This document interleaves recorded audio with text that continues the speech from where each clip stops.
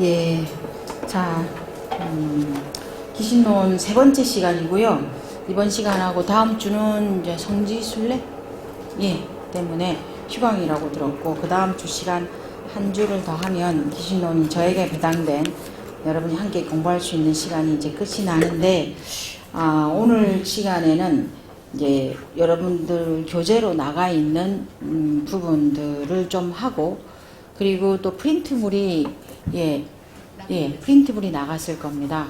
그게 이제 기신론 원문입니다. 원문 전체는 아니고 앞부분 이제 몇 장을 제가 이제 좀 여러분들이 그 알기 쉽게 읽기 쉽게 한글 토도 달고 해서 여러분들이 교재로 나눠 드렸는데, 오늘 하고 그 다음 주 수업 네 번째 수업에는 앞에까지는 지난 시간하고 그 두 번째 수업 시간까지는 기신론에 대한 이제 기신론에 나타난 불성 사상에 대한 공부였다면, 사상만 가지고는 사실은 기신론의 맛을 봤다고는 할 수 없거든요. 그래서 이제 불성 사상이 어떻게 기신론의 원문에 어떻게 이제 나타나고 있는지 이런 것들을 좀 이제 살펴봐야 되려면 당연히 기신론 원문을 봐야 됩니다. 근데 이제 시간이 제한적이기 때문에 기신론 한 과목만 가지고 한 학기를 해도 이 기신론 내용이 구조가 복잡하기 때문에 이제 그 이해하기가 쉽지는 않은데 우리에게 주어진 시간이 좀 모자라기 때문에 이제 그 이론적 설명은 오늘을 1시간 정도만 하고, 나머지 부분은 이제 기신론 원문을 좀 살펴보는 것으로 수업이 끝나야 될 것 같습니다. 지난 시간에 했던 부분 중에서 가장 중요한 부분은 기신론 제명에 대한 해석입니다. 대승기신론이라고 했을 때, 대승기신론을 이제 대승에 대한 신심을 일으키는 논서, 이렇게 대부분 번역을 합니다. 그러니까 그 이제 한문의 번역이죠. 한문 틀린 번역은 아닙니다.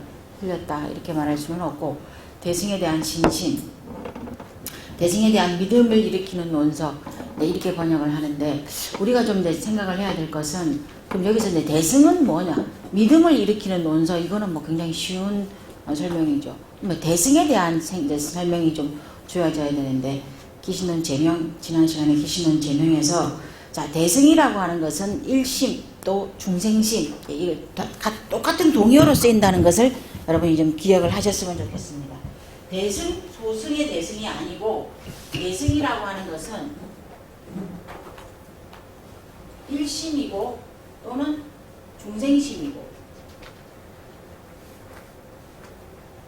나중에는 이 일심, 중생심, 대승, 일심, 중생심, 또 마하연이라고 나옵니다.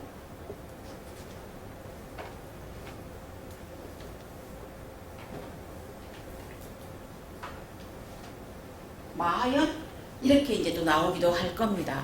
그러니까 다 같은 말이라는 겁니다. 쉽게 이해하기로 그냥 일심이다 또는 중생심이다 이렇게 이해하셔도 됩니다.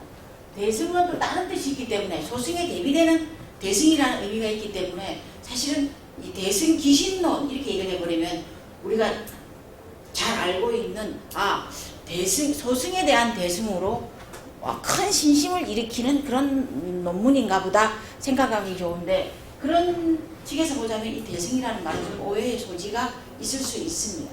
그런데 일심이나 중생심 이런 것들은 오해의 소지는 별로 없습니다. 그래서 일심에 우리에게는 다 중생심이 있는데, 우리에게 누구나 중생심을 가지고 있는데, 이 중생심의 기능이 독특한 기능이 하나 있다는 거예요. 그게 뭐냐? 내재적 불성을 가지고 있다는 겁니다. 내재적 불성이 누구에게나 있다는 것을, 그러니까 나에게도 있고 여러분들에게도 있고 생명체를 가진 존재들은 다 부처가 될 수 있는 불종자죠. 불성이라고 하는 것이, 그 불성이 이타적, 그러니까 불성이라고 표현하면 또 오해가 또 있을 수 있으니까, 내재적 불성 또는 내재적 이타심이 있다는 것입니다. 내재적 이타심이 우리에게는 다 있는데, 이 이타심이 발휘가 안 돼요. 그죠? 발휘가 안 돼요.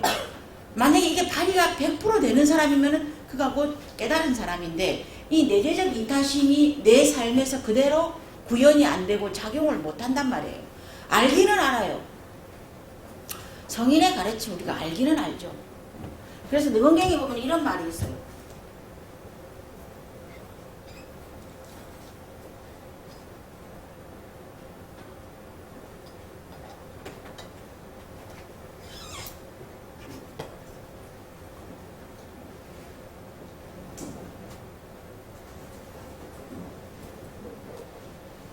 이즉도노하고 사비돈제라는 말이 능언경에 나옵니다. 우리가 이 이라고 하는 것은 성인의 가르침이에요. 이치, 성인의 가르침, 이웃을 사랑하라는 가르침. 당연히 이웃을 사랑해야죠. 어려운 사람이 있으면 도와주라. 예, 당연히 도와줍니다. 도와줘야 됩니다. 그리고 뭐 살생하지 말라. 예, 살생하면 안 됩니다. 그리고 도둑질하지 말라. 다 성인의 가르침은 다 모두에게 다 불성이 있다. 이것까지는 우리는 잘 몰라요. 이것도 성인의 가르침이긴 하지만 사실은 불성이 있는지 없는지 우리가 잘 이게 확연하게 와닿지는 않아요. 그렇지만 그런 가르침 말고 또 성인의 가르침 가운데서 예수님이 말씀하신 이웃을 사랑하라. 그리고 남을 도와주라. 어려운 사람을 도와주라. 부처님이 말씀하신 그리고 부처님이 말씀하신 뭡니까? 모든 것은 변화한다. 재행무상이다. 이것도 알아요. 이치로는 우리가 다 안단 말이에요. 이치로는 알기 때문에 이치로는 도노라는 말이에요. 이치로는 성인의 가르침을 단박에 깨달아요. 도노라는 말은 단번에 깨닫는다는 말이에요. 그래서 그게 당연히 맞는 말이라고 누구라도 수긍을 하고 왜? 성인의 가르침이라고 하는 것은 보편적 경험을 바탕으로 한다는 거예요.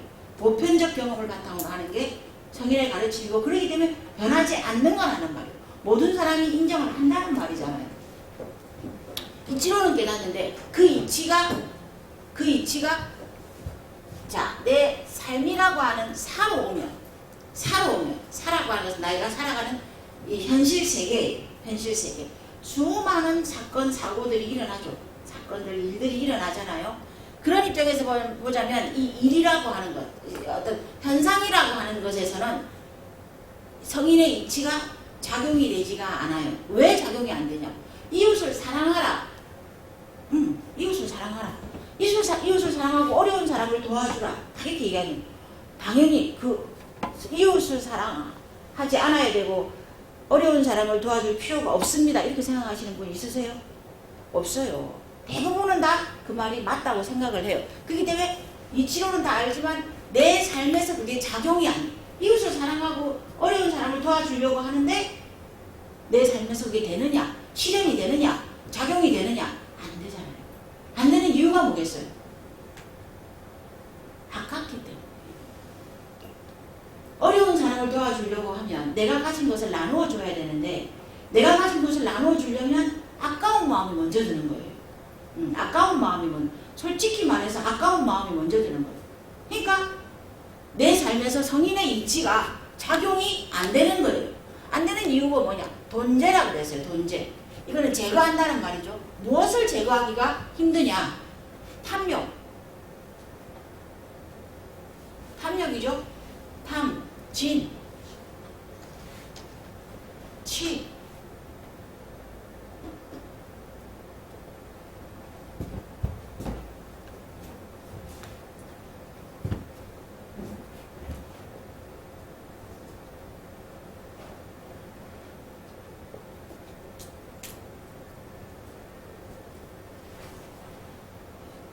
요 6가지가 인간의 대표적인 중생심이에요.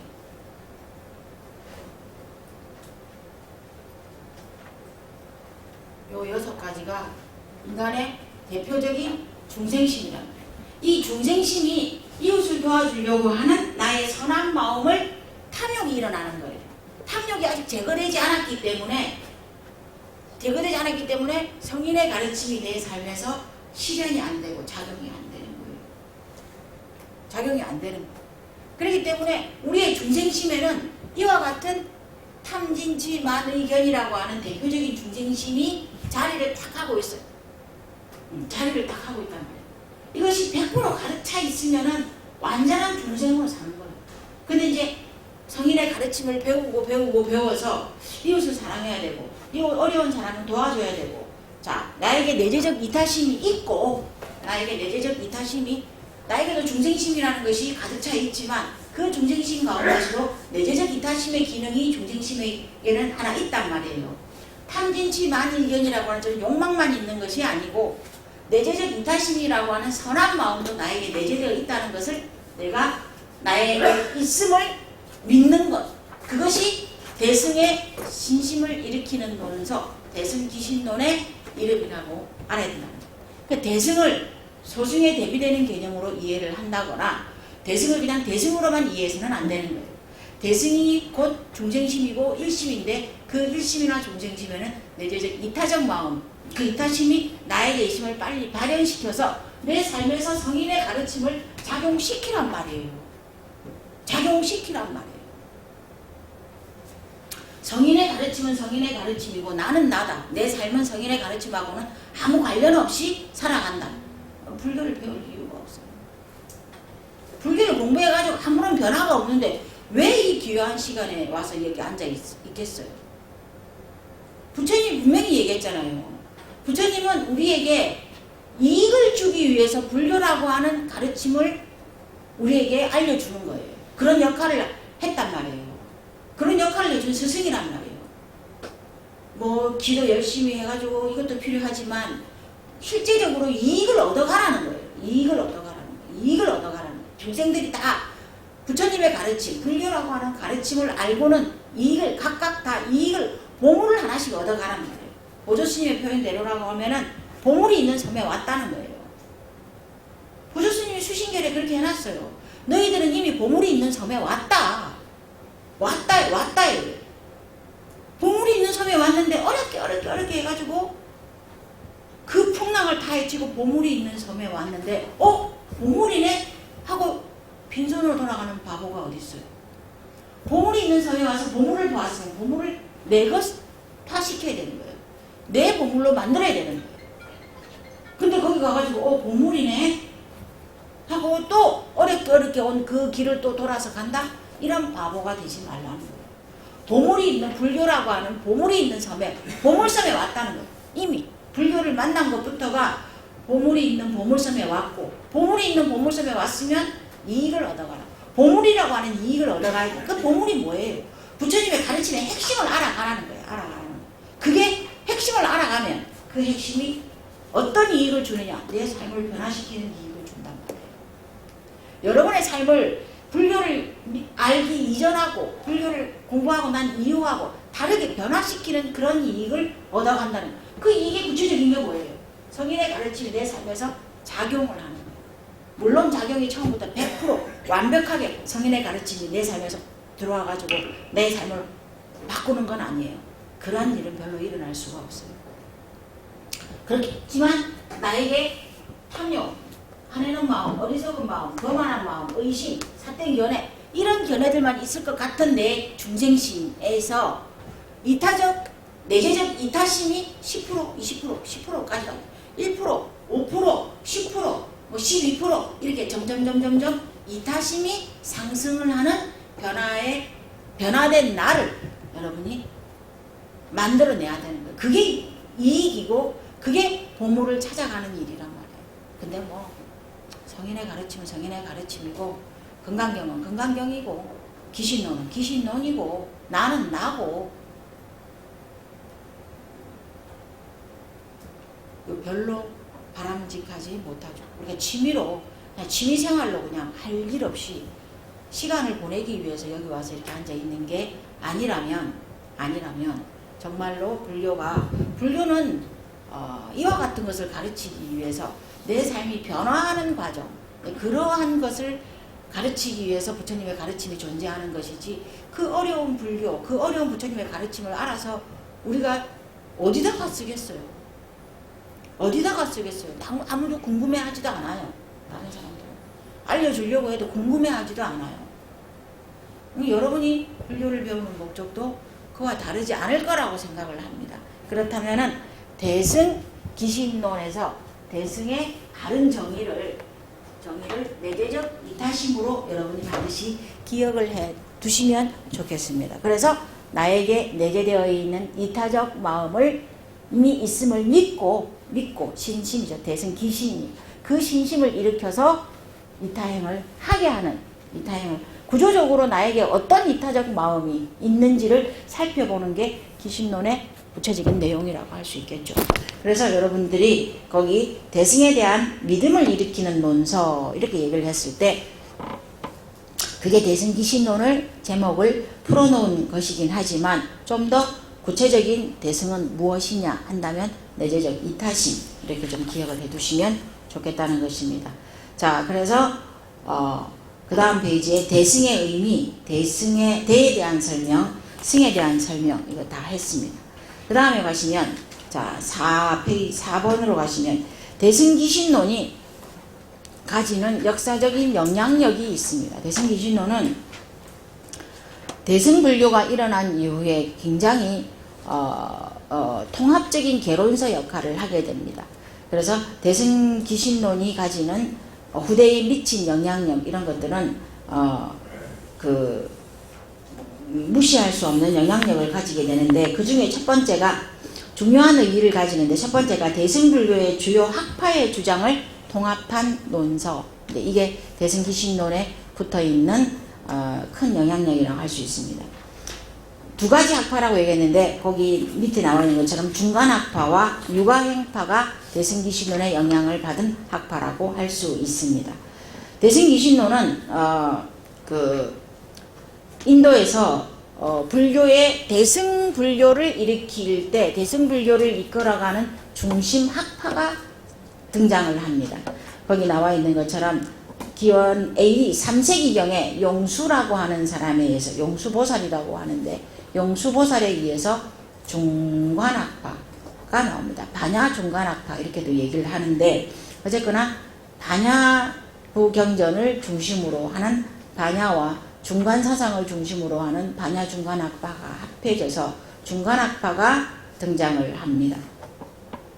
그 학파가 하나 있고 또 한 100년 뒤에 AD 4세기경에 무착이라고 하는 보살이 무착보살이라고 하는 사람이 이 사람들은 용수보살, 무착보살 이런 사람들은 실존인물이에요. 실존인물. 이런 사람들의 이 무착에 의해서 유가행파가 나옵니다. 유가라는 말은 거기 나중에 설명에 나오겠지만 우리가 지금 알고 있는 요가라는 말입니다. 요가. 자, 그래서 이제 그게 유가행파에 의해서 인간의 마음에 대한 연구를 하는 유식학파라고 얘기를 하죠. 그 두 학파가 대승불교를 이끌어가는 중심 학파로 등장을 하기 시작을 합니다. 거기 나와 있는 것처럼 자 보십시오. 배경은 그럼 이 두 학파가 대승불교의 주요 학파가 된 배경은 무엇이냐? 부파불교가 많이 이제 쇠퇴하게 됩니다. 대중으로부터 멀어지게 되죠. 왜? 대중적인 불교가 아니었기 때문에 상자부 불교나 부파불교에서는 연구와 학문 활동을 중심으로 하는 불교로 변해가기 시작을 하죠. 그러면서 상자부와 대중부로 급기야 나누어지게 되고 부파가 되는 거죠. 그래서 그 상자부 불교가 이제 많은 논사들이 나오기는 하는데 대중으로부터 환영받지 못하는 그 불교 학자들이 등장을 하게 됩니다. 그러면서 이제 부처님이 돌아가신 지 거의 500~600년이 됐단 말이에요. 돌아가신 지가 500~600년이 됐기 때문에 이제는 부처님이 남겨놓으신 경전, 율장의 가르침을 논문화시키고 연구하는 작업이 후대에 부처님이 태어난 후대에 불교를 공부하는 사람들의 할 일이죠. 그래서 이제 그 부파불교 시대를 지나고 상자부와 대중부로 나누어진 불교에서 각자의 주의와 주장에 따라서 부처님의 가르침을 연구하는 논사들이 대량 배출이 됩니다. 그게 이제 기원전 AD 3세기, 4세기경이라고 보시면 되겠습니다. 많이 배출된 그러한 논사들이, 그러니까 논문을 연구자들이죠. 지금으로 치면 논사라는 말은 연구자들입니다.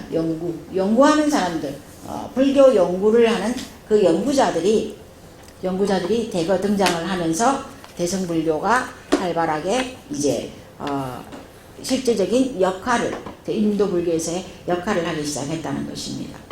중간학파를 보시겠습니다. 중간학파는 용수라고 하는 나가르주나라고 하는 사람이 중간론을 짓습니다. 중간론을 짓습니다.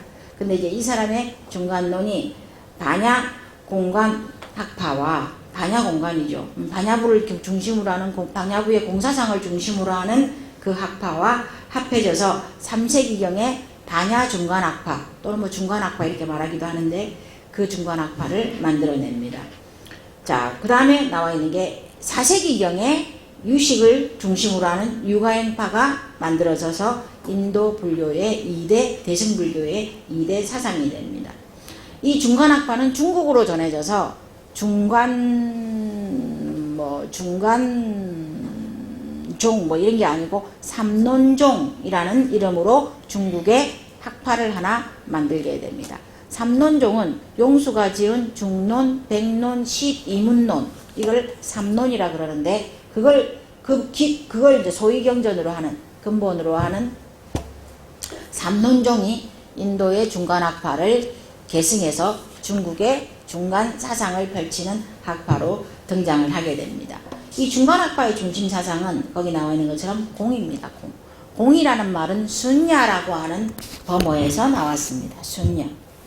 그러니까 중국 사람들이 이 그 순야라고 하는 공이라고 하는 말을 들었을 때 순야라고 하는 말을 들었을 때 사실은 그 의미를 잘 이해하기가 힘들게 되죠.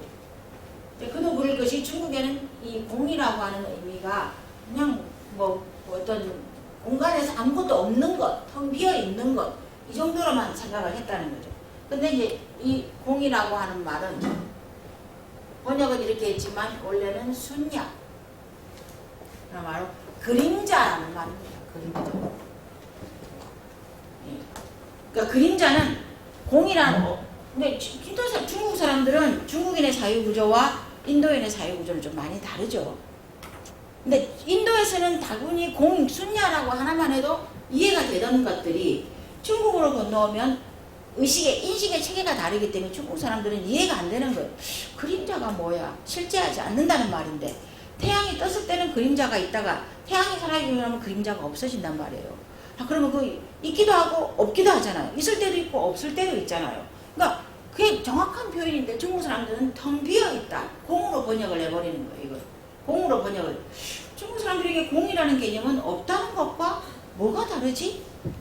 있다 없다라고 생각을 했던 중국 사람들에게 공이라고 하는 것은 없다는 말인가? 텅 비어있다는 말인데 그럼 그게 없다는 뜻 아닌가? 라는 의미에서 공으로 번역을 해버립니다. 우리도 이제 공사상 이렇게 쉽게 말하는데 공이라는 말에 인도 어원을 보자면 그림자라는 게 실제하지 않는다는 거예요. 실제하지 않는다. 그러니까 그림자가 이게 지금 전구가 비치니까 자, 이 그림자가 생긴단 말이에요. 그림자가 생겼다가 불을 꺼버리면 그림자가 없어지는 거예요. 그렇다고 해서 이게 없는 거냐? 실제하잖아요. 이거는 자, 저를 보자고. 저를 기준으로 보자고. 태양이 비칠 때 여기 그림자가 떠요. 그럼 태양이 없을 때 흐린다. 태양이 없을 때는 없죠. 태양이 안 비치는 흐리거나 비가 오거나 그런 날엔 나라는 존재는 그대로 있음에도 그림자가 없단 말이에요. 그림자가 없단 말이에요. 이게 공이라는 거예요. 이게 순야라는 거예요. 그러니까 실제하지 않는다라는 거예요. 이 그림자라고 하는 것은 나라고 하는 존재는 여기 존재를 하지만 나를 이루고 있는 영원한 그러니까 그림자가 있을 때도 있고 없을 때도 있기 때문에 정확하게 고정되어 있다. 그림자가 항상 붙어 있다. 이렇게는 고정되지 않았다는 거죠. 그런 의미에서 순야라고 하는 말은 공사상 이렇게 표현을 하는데 그림자의 의미로 실제하지 않는다. 독립적으로 존재하지 못한다. 영원히 고정되어 있는 것이 아니다. 이렇게 이해를 하시면 된다는 거죠. 그래서 중간학파의 중심 사상은 이 공이라는 거예요. 모든 존재는 다 공한 성질을 공성을 가지고 있다는 거예요. 공성. 결국에는 우리의 어떤 부처님 입장에서 보자면 인간은 생로병사를 해요. 그죠?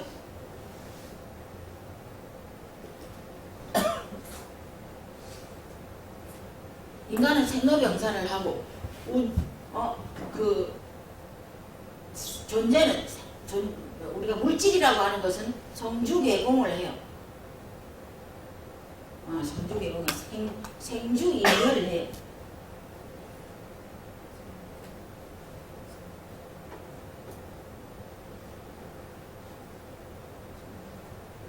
우주는 성주 개공을 해요.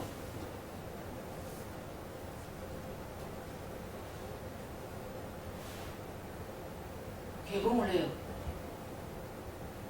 자, 이게 인간, 물질, 우주까지 우리가 살고 있는 이 우주 전체에 여기에 포함되지 않는 건 아무것도 없어요. 포함되지 않는 존재는 아무것도 없어요. 인간은 이와 같은 과정을 거쳐요. 이와 같은 과정을 거치고 존재하는 모든 물질적인 것들은 다 생주 이멸의 과정을 거쳐요. 생겨났다가 그 형태를 좀 유지하고 있다가 점점 그 형태가 변화해 가요. 변하다가 소멸한다는 거예요. 이 펜도 마찬가지죠. 나올 때는 이렇게 나왔다가 생이죠. 그리고 이러한 형태의 기능을 가지고 자기의 작용을 해요. 글을 쓴다든지 파란색을 보인다든지. 근데 이제 이게 잉크가 떨어지고 나면은 점점 변해가서 색깔이 흐려지거나 하면 필요가 없어요. 이 존재의 필요성이 사라지는 거예요. 100% 사라지게 될 때 이 존재는 소멸하는 거예요. 이제 쓰레기통으로 가서 분리되는 거죠. 뚜껑은 뚜껑대로, 몸체는 몸체대로, 안에 펜 심은 심대로 분리되어서 소멸되는 거예요. 인간도 마찬가지죠. 태어났다가 늙어가고 병들어가고 죽음으로 가는. 나는 하루하루 젊어진다. 하루하루 생기가 난다. 그런 경우는 별로 없어요. 우주는 만들어졌다가 자 계속해서 그 형태를 유지하고 있다가 허물어져요. 어떤 작용을 지구의 작용을 자전 기능을 못하는 데 가면 사라져. 공으로 돌아가. 그러니까 지구가 우주의 역사 속에서 지구의 역사 138억 년의 역사 속에서 우주의 그 역사 속에서 지구는 한 45억 년의 역사를 가졌대요. 45억 년의 역사를 가졌는데 지구가 열심히 살아왔어요. 열심히 살아와서 그 형태를 유지하고 갔는데 요 근래 들어서 또 앞으로 한 몇백 년 후까지 내다본다면 지구의 기능을 못하는 시대가 온다는 거죠. 괴죠, 괴. 그러면은 지구는 하나의 행성이기 때문에 소멸한다는 거예요. 지구는 영원히 있을 거가 아니라는 거죠. 그래서 요 정말로 미세한 미세 아주 작은 존재에서부터 극대의 존재 우주까지 여기에 해당되지 않는 건 아무것도 없어요. 근데 결과적으로 사, 별, 공이라고 하는 것은 다 똑같은 공에 대한 표현이에요. 다 공으로 들어가고 다 공성을 가지고 있다는 거예요. 공성을 다 가지고 있다는 거예요. 그래서 반야중간학파에서는 모든 존재는 이 세상에 존재하는 모든 존재는 그와 같은 저와 같은 공성을 가지고 있다는 거죠. 공성. 그래서 실제적인 자성이 없다.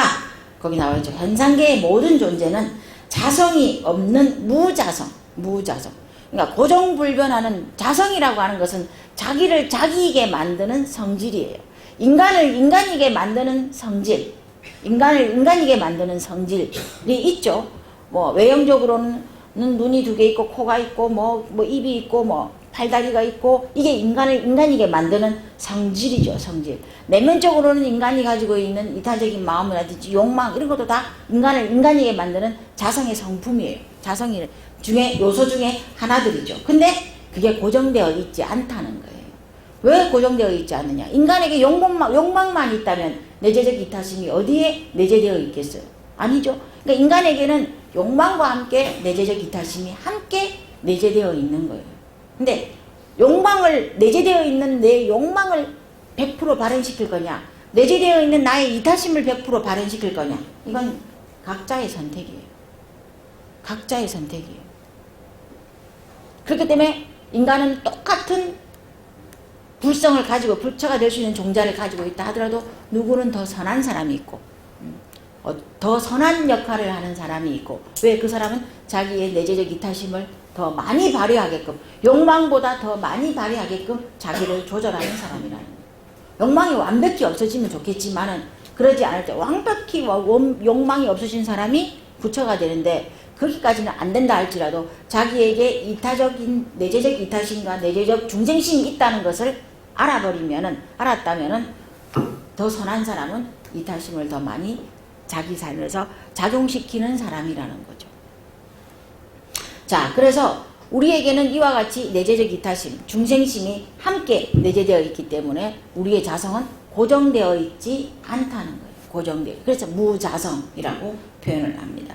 무자성이며 또한 공이기 때문에 현상이 여러 가지 현상들이 성립이 되며 변화할 수 있다는 거죠. 변화할 수 있다는 것은 100% 중생심이라는 욕망만으로 살다가 어느 순간 큰 깨달음을 얻어서 내재적 이타심을 발현시키는 사람들이 있다는 거예요. 자기 삶의 방향을 확 바꾸는 사람이 있다는 거죠.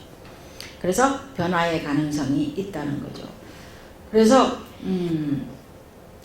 여기서 말하는 것처럼 반야중간학파에서는 무자성이고 공이 현상계에서 모든 개별적인 존재들은 다른 존재와 상위 상대 서로 의지하면서 서로의 조건 속에서 서로가 원인이 되어주고 조건이 되어주는 거예요. 그런 관계성 속에서 성립된다고 보는 것이 중간사상의 중심사상입니다.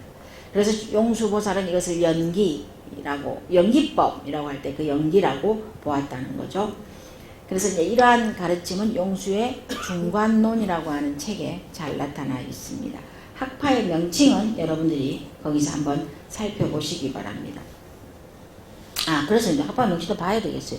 중도라고 했을 때 왜 중간학파, 중간이라고 했을까? 중간이라고 했을까? 그러니까 어느 한 극단에 치우치지 않음을 나타내기 위해서 중도, 중간 이렇게 표현을 했다는 것입니다. 그래서 한쪽에만 상대적으로 대립하고 있는 여러 개념의 어떤 상황, 현상과 본질이라고 하는 것에서 한쪽의 견해만 집착하지 않기 위해서 중간학파, 중도학파 이렇게 얘기를 했다는 거죠. 그런 의미에서 학파가 중간학파로 유래가 되었다는 것입니다. 이제 금강경을 여러분들이 배우셨을 텐데, 금강경에 보면은 금강경의 중심사상을 공이라고 하는데 이런 말들이 나옵니다. 상견이라는 말이 나오고 단견이라는 말이 나옵니다. 금강경은 존재하는 것에 집착하는 사람, 존재한다고 하는 것, 모든 것이 존재한다. 그러니까 나는 유물론적인 사고관을 가진 사람이 여기에 빠지기 쉽습니다. 그래서 내가 죽고 난 뒤에 세상이 어떻게 되는지 난 잘 알고 싶지도 않고 나는 잘 모르겠고 내가 관여할 바가 아니지 않느냐라고 생각을 합니다. 그래서 이 사람들은 단 내가 지금 살아있으면서 볼 수 있는, 느낄 수 있는 어떤 실제 하는 것들에 나는 집중을 하겠다. 열심히 노력을 해서 열심히 성취하고 열심히 자기의 어떤 그 성취된 바를 누리고 이런 것에 관심을 두겠다. 내가 죽고 나서 지옥에 갈지, 내가 죽고 와서 전당에 갈지, 나 그런 생각하지 않는다. 죽어서 지옥에 간다, 개가 되고 소가 되고 축생이 되고 윤회를 하고 나 그런 거 사실 난 잘 모른다. 그리고 알고 싶지도 않다. 단 내가 살고 있는 이 세상에서 존재하는 것에 대해서 나는 많이 성취를 해야 되고 정치를 하겠다라고 하는 사람들이 있다는 거예요. 근데 이런 사람들은 이런 사람들은 상병에 걸렸다고 얘기를 해요. 상병이라고 얘기를 해요. 요상자하고는 다른데 항상 존재하는 것에 집착을 하기 때문에 상병이라고 해요. 존재하는 상에 대해서 집착하는 경향이 강한 사람들이라는 거예요. 반면에 단견이라고 있어요. 단견은 없다고 하는 주장이에요. 없다고 하는 것에 모든 것은 소멸하고 없어진다 라고 하는 것에 집착하는 사람들이에요. 그래서 수행도 필요 없고, 왜? 수행을 해도 어차피 나는 소멸할 거니까. 그리고 선한 일을 할 필요도 없다. 선한 일을 하건 안 하건 나는 어차피 소멸할 존재이니까. 인과도 없다. 선한 일을 해서 좋은 인과를 짓고 좋은 인을 짓고 좋은 과를 받는다. 그런 것도 소멸로 돌아간다. 그래서 없다는 것에 집착하는 사람들이 있다는 거예요. 이런 사람들은 뭐라고 하냐? 공병에 걸렸다고 얘기를 해요. 공병. 근데 상병이나 공병이나 다 병이에요. 위암이나 폐암이나 다 암이라고요. 어떤 암이 덜하고 똑같이 병이에요, 병. 근데 용수보살이 말하기를 공병이 얼마나 지독한지, 상병은 그나마 자기가 지금 살고 있는 현상 세계를 열심히 살게 하는 효과는 있어요. 그죠? 열심히 공부해야 되고, 열심히 어떤 목적이든지 큰 차를 사기 위함인지, 좋은 집을 얻기 위함인지, 좋은 직장을 얻기 위함인지, 아니면 유명해지기 위함인지, 각자의 목적은 다르지만 어쨌거나 자기 삶의 목적을 가지고 살아간다는 거예요. 근데 공병은 약도 없다는 거예요. 약도 없다는 거예요. 병수보살이 한 얘기가 상병보다는 차라리 공병보다는 차라리 상병이 같은 병이라면 똑같이 병이긴 하지만 공병이 엄중하다 이거예요. 공병은 약도 없다. 상이라고 하는 병은 어느 순간에 깨달을 수 있는 계기도 돼요. 그래서 우리가 현상적으로는 다 상병에 걸려 있어요. 다. 그죠? 현상은 상이에요. 상. 보여지는 상에 대한 집착으로 상에 의해서 우리가 움직인다면 본질은 다 공으로 돌아가야 된다는 것을 알고 있죠. 그래서 금강경에서는 자, 그럼 어떻게 봐야 되느냐? 상병도 하나의 극단이고 공병이 치우치는 것도 하나의 극단이라는 거예요. 양극단이에요. 양극단. 이쪽 극단, 이쪽 극단. 양극단에 치우치는 견해를 부정하는 거예요. 금강경 공사상. 그래서 양극단에서 중도 정견이 필요하다는 거예요. 금강경의 결론은 이거예요. 중도 정견을 가져라. 중도 정견. 네? 현상을 부정할 수 없어요. 왜? 현상을 부정하면 지금 내가 살아야 될 이유가 없는 거예요. 그러니까 현상적으로 열심히 살아라는 거예요. 공부 열심히 해야 되고, 자기 일 열심히 해야 되고, 사업 열심히 해야 되고. 그렇지만 본질적으로 나는 공한 존재라는 것을 알아야 돼. 공이라는 것을 알아야 돼. 나는 영원히 나의 동질성을 유지할 수 없는 외부적 물을 마셔줘야 되고, 밥을 먹어줘야 되고, 잠을 자야 되고, 공기를 마셔줘야 되고 하는 이런 외부적 도움이 없이는 나 혼자서 본질적으로는 살아갈 수 없는 존재라는. 그래서 나라고 하는 존재는 공한 존재, 공이라는 것을 알라는 거예요. 그러니까 현상과 본질을 함께 수용하는 게 금강경의 입장이에요. 떨어지실 것 같아요. 괜찮아. 네, 현상적으로 함께. 그래서 현상을 부정하지 않고 본질을 부정하지 않아요. 보통은 우리는 현상만 보고 달려가죠. 본질만 보고 달려가는 사람들도 있어요. 무기력하게 이렇게만 또 사는 사람들이 있고, 너무나 치열하게 또 이렇게만 사는 사람들이 있다는 거예요. 둘 다 병에 걸려요. 어떻게 결국에는 병에 걸린단 말이에요. 네, 이런 거는 불교의 가르침이 아니에요.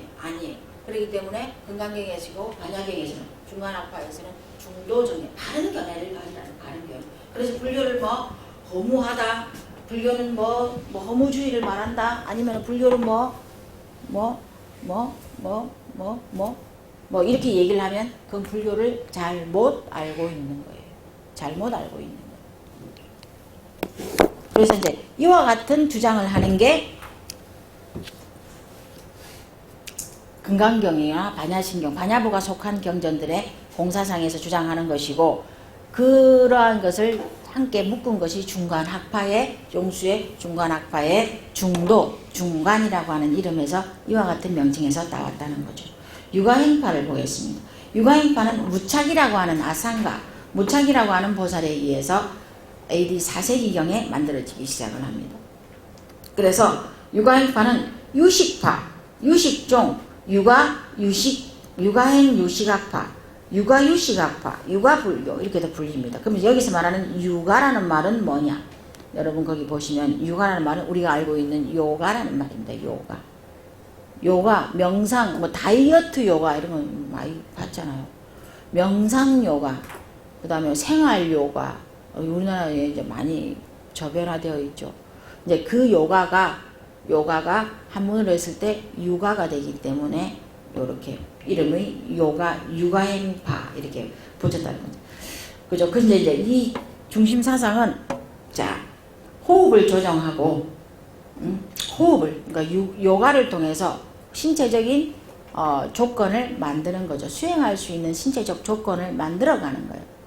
그래서 만들고 마음을 가다듬어서 지관, 지와 관, 선정과 지혜라고 했는데 뭐 사마타와 위파사나 수행을 하는 거예요. 사마타와. 그러니까 우리가 단순히 지금 뭐 동네 문화센터에서 하는 요가, 생활 요가, 뭐 무슨 요가 하는 거는 그거는 단순히 내 몸을 좀 유연하게 만들고 뭐 그 정도의 역할을 하겠죠. 근데 이제 정말로 인도에서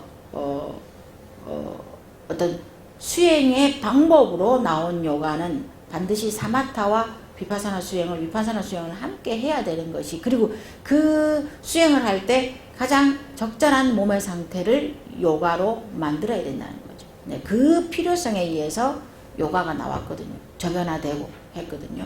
근데 이제 시대가 바뀌면서 건강하게 하는 하나의 어떤 방법? 이런 것으로 요가가 조금 달라지긴 했지만, 뭐, 목적이 나쁘지 않으니까, 건강하게 하는 것도 좋은 목적이니까. 근데 이제 근본은 이렇다는 것을 여러분이 아시기 바랍니다. 여기서 지와 관이라고 했는데, 지는 사마타 수행을 말하고, 관은 위파사나 수행을 말합니다. 한문으로 하면 지관, 선정과 지혜, 이렇게 번역을 하는데, 그렇게 이해를 하시면 되고, 자, 그렇게 해서 이와 같은 수행을 통해서 하는데 그 실천적인 수행 방법이 뭐냐? 그게 요가라는 거죠. 그래서 이제 이 육아행파는 이제 그 방법만 제시를 한 것이 아니고 여기 이제 이론적인 어떤 그 가르침을 추가하게 되는데 그게 뭐냐?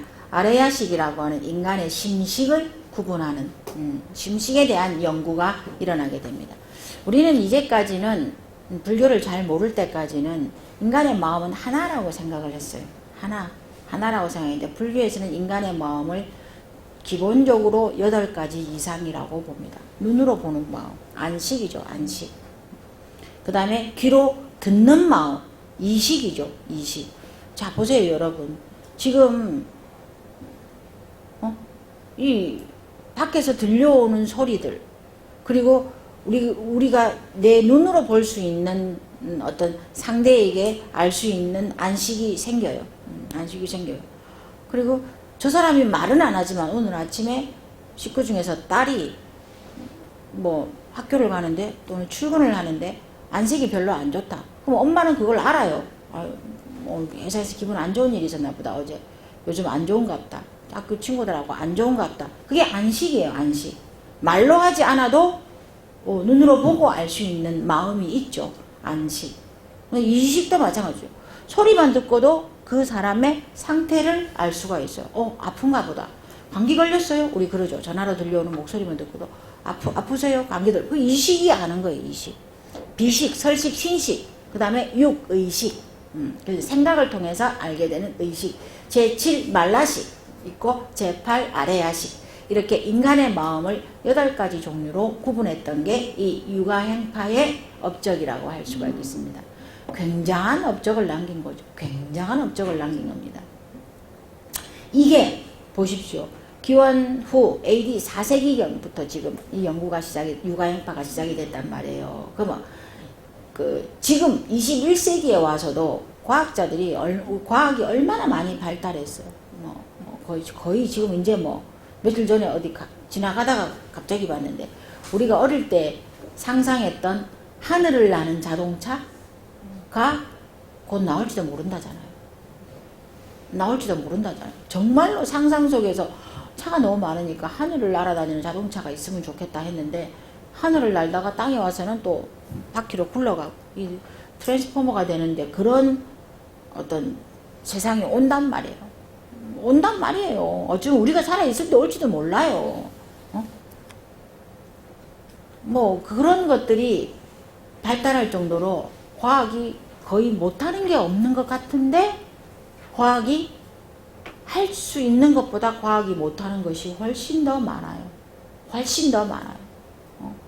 지금 지구에서 일어나고 있는 기후의 변화, 천재지변 이런 것들은 과학이 그 일이 일어나고 난 뒤에 몇 초 뒤에 알아요. 겨우 몇 초 뒤에 알 수 있어요. 그 이전보다는 많이 발달했기 때문에 몇 초 뒤에 아는 것만 해도 어디냐 하겠지만 미리 예측이 불가능한 경우들이 많아요. 알 수 없는 지각 변동, 뭐 이런 것들은 엄청나게 많고, 또 과학이 못하는 게 우주의 일을 아직 과학이 다 밝혀내지 못했어요. 또 하나는 바다의 속에서 일어나고 있는 일을 과학이 다 밝혀내지 못했어요. 그래서 과학 장비로 바닷속을 들여다보는데 갈 수 있는 한계가 있죠. 과학 장비가 갈 수 있는, 측정할 수 있는 한계가 있죠. 그 밑에는 정말로 그 수면 밑바닥은 모르는 거예요. 과학 장비로서 아직까지 밝혀내지 못한 부분이 있고, 또 하나가 인간의 마음이에요. 인간의 마음. 과학이 아직 밝혀내지 못한 분야가 인간의 마음인데, 이 인간의 마음에 대한 연구가 그 유럽에서는 17세기 이후에나 일어나요. 17세기 이후에나 우리가 심리학이라고 하는 것으로 일어나는데, 여러분이 보시다시피 불교에서는 AD 4세기경부터 인간에 대한 마음에 대한 연구가 있었다는 게 유식이에요. 유식. 오직 마음이라는 거예요. 식이라는 것은 오직 마음. 거기 나와 있는 것처럼 창고 밑에 부분에 그 네모 박스에 창고 보세요. 유식이라는 말은 유는 오직 유자를 쓰는 것이고, 식이라고 하는 것은 컨션스너스 해가지고 마인드, 마음으로 번역됩니다. 영어로 했을 때는. 그래서 유식은 오직 마음뿐이라는 거예요. 우리 마음이 만들어낸 어떤 환경과 조건이라는 거예요. 마음이 바뀌어버리면, 이 마음은 정말로 요상한 작용을 해요. 요상한 작용을 한단 말이에요. 똑같은 상황인데도 마음이 달라지면, 똑같은 상황인데 조건은 하나도 변하지 않았어요. 환경과 조건은 하나도 변하지 않아도 내 마음이 변화를 일으키면 달라져요. 어떤 경우냐? 우리 집이 지금 30평 아파트에 살아요. 나랑 가족들이 살기에, 엄마, 아빠, 아들, 딸 4명이 살기에 하나도 좁지 않아요. 쾌적하고 우리 가족이 살기에 불편함이 없는 그런 30평짜리 집에 내가 살았단 말이에요. 근데 친구가 초대해서 저 집에 갔어요. 타워 팰리스에 갔어요. 86평짜리 타워 팰리스에 갔어요. 왜 하고 많은 카페도 많은데, 식당도 많은데 저 집으로 나를 초대해가지고 말이야. 아무 불만도 없이 30평 집에서 나는 정말 만족했어요. 우리 가족들이 다 쾌적하고 편안하고 각자 일 열심히 하고. 근데 친구 집 86평짜리 타워 팰리스에 갔다 오니까 우리 집이 왜 그렇게 콧구멍만 한 거예요? 왜 우리 집이 그렇게 좁아 보이는 거예요? 집이 바뀌었어요? 평수가 줄었어요? 안 줄었어요.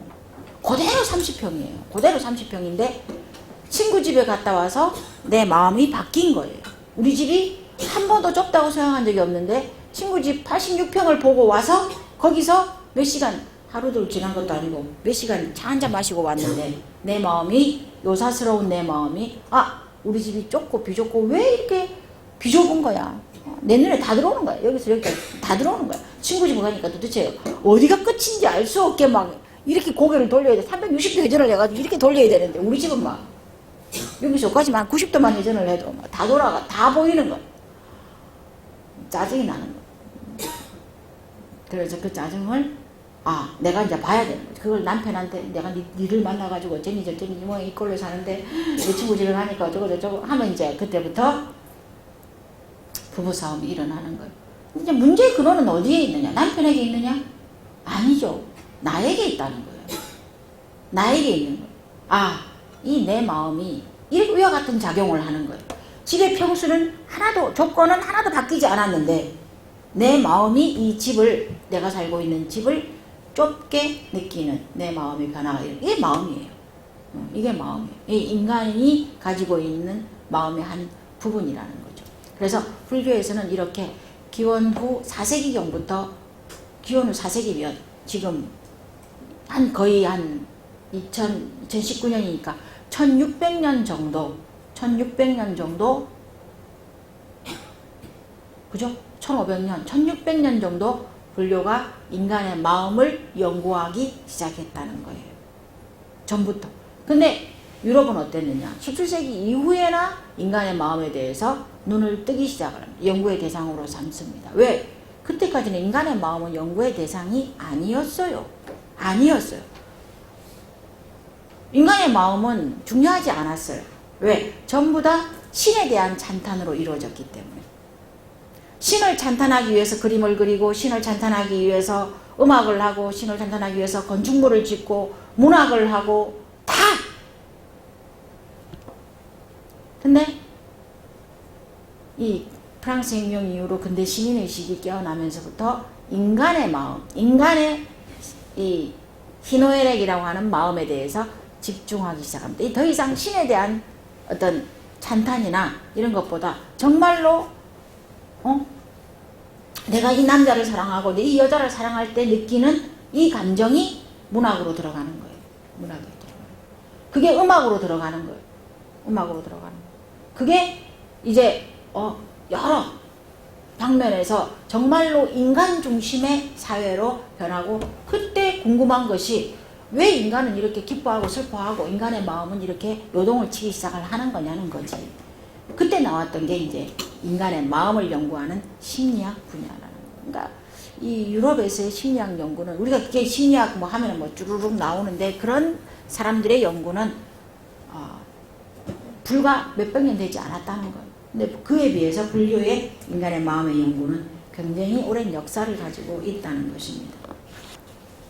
자, 그래서 이 육아행파는, 자, 이제 마무리를 하겠는데, 육아행파는 우리가 요가라고 하는 그 수행의 체험을 바탕으로 아레야식이라고 하는 인간의 심의식, 심층의식이죠. 심층의식을 이해하는, 살펴보는 그러한 체계를 도입하고, 그래서 반야학파의 공사상, 반야중간학파의 공사상의 불충분한 점을 보완해서 모든 것을 공으로 보는데, 공으로 구결된다고 하는 여기에다가 오직 마음이라고 하는 유식을 더해서, 그리고 수행 방법, 요가라고 하는 방법을 더해서 육아유식학파를 만들어냅니다. 그래서 학파의 명칭은 거기 나와 있는 것처럼 요가 수행을 하는 사람들이 주로 이와 같은 연구를 했기 때문에 육아행파, 요가행파 이렇게 얘기를 한다는 거죠. 자, 그래서 대승기신론은 이 두 학파의 사상을 지향하고 화합시키기 위해서 만들어진 책이라는 거죠. 논사라는 거죠. 그렇게 해서 대승기신론은, 자 보십시오. 위에 올라가서 대승기신론은 그 다음 페이지에 보시면 위에서 다섯 번째 줄에 보시면은 대승기신론은 지관, 사마타와 위파사나 수행의 실천 수행을 중요시하고, 그러니까 육아행파죠. 육아유식학파의 육아행파와 또 동시에 정토연불로 귀결시키는 가르침을 나타내기도 한다는 것이죠. 그런 의미에서 이 대승기신론은 첫 번째 중간학파와 육아유식학파의 사상을 통합하고 지향시킨 그런 영향력이 있는 책이다. 그렇게 여러분이 정리를 하면 되고, 둘째 번 영향력은 조금 쉬었다가 다시 하겠습니다. 잠시 쉬겠습니다. 네.